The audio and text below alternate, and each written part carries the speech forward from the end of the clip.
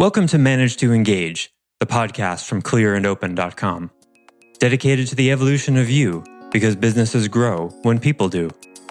Serving leaders, managers, and people who will be, helping you reach excellence in your work and achieve your personal goals at the same time. Sign up for the free course at clearandopen.com. When you get a consistent result of any kind, good or bad, it means you have a system. So if you're consistently getting disorganized, you have a system for that. You have a recipe. You may not know what it is, but you're getting a consistent result. So doesn't it just bear out in logic that you must be doing more or less the same thing every time to produce that consistent result? Hi, it's Joseph, and thanks for tuning in to Manage to Engage, the podcast from clearandopen.com. We spend our lives looking out into the world for solutions to almost every problem. Need to lose weight? I'll try that new diet that worked for my friend. Feeling overwhelmed at work? I bet there's a good productivity app I'm not using. Didn't like the movie? It ruined my night. We usually look outside of ourselves first, making excuses instead of searching for solutions, when really, we must look internally if we want to actually have something change.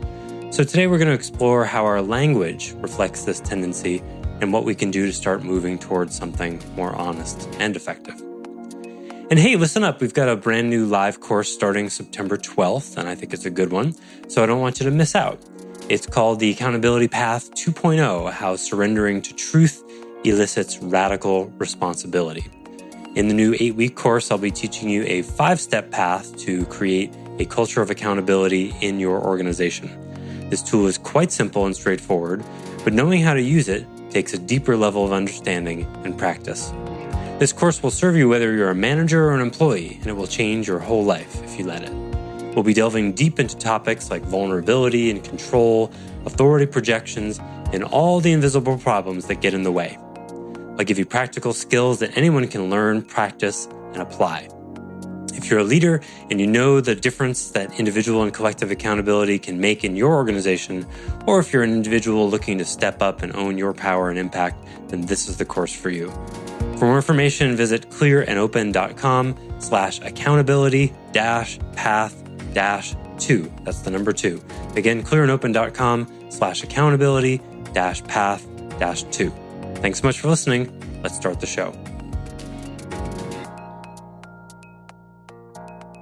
I was just hoping to ask how everybody keeps themselves organized and focused in terms of, I know at our organization, we use Asana to make task lists for ourselves and each other. That helps a lot for organization, but this has been kind of a recurring theme for me that I get disorganized and lose track of what's the highest priority at a given time. And was hoping to get some strategies for making a lasting change with myself in that. Okay, so let's examine that question. Because how one frames a question is actually more important than the answer to the question that you think is the question that needs to be answered. Please, no one ask me to repeat that.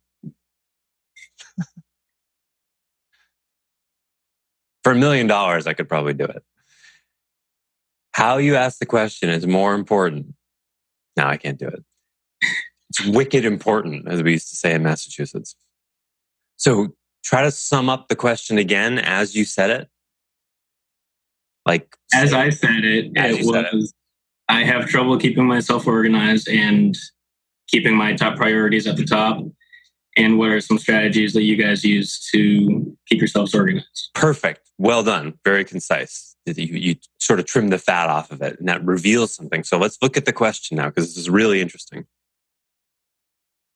I'm getting disorganized.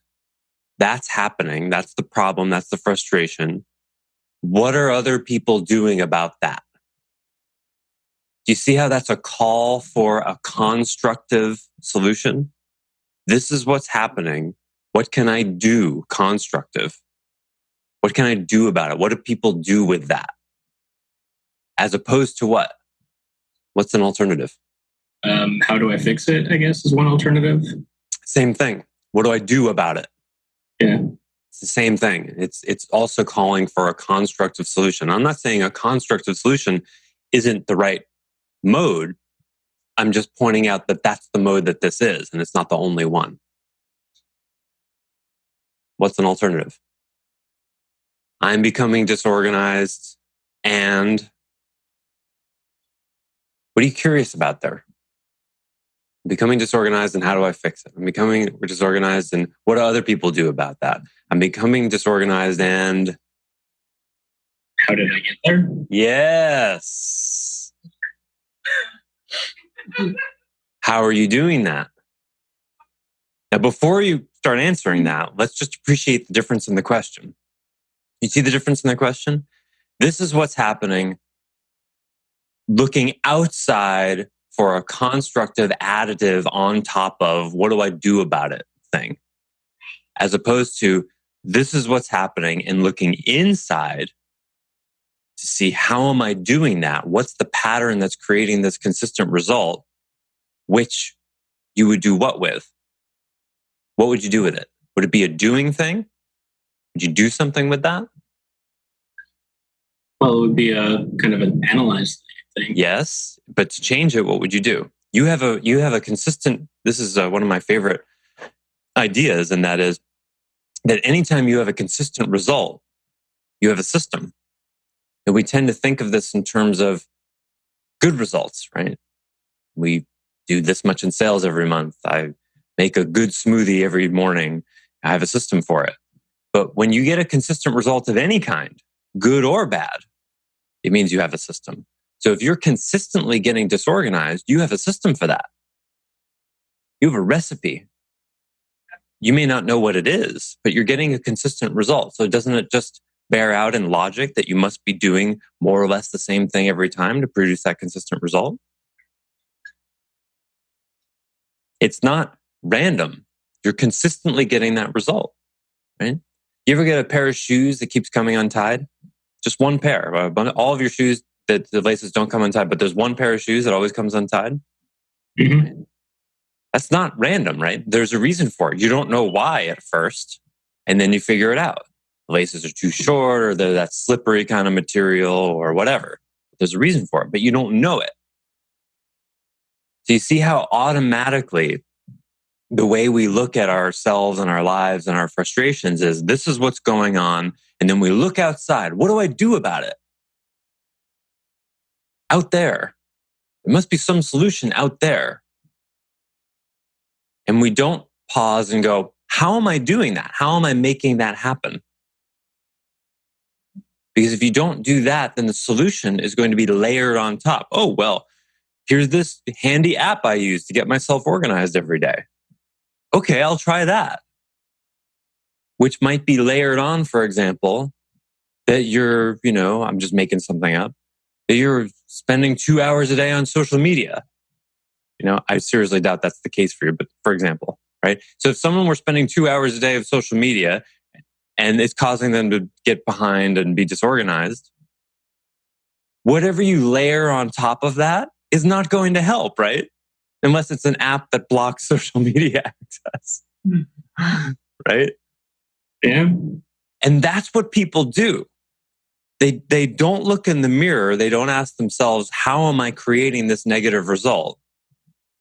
And why not?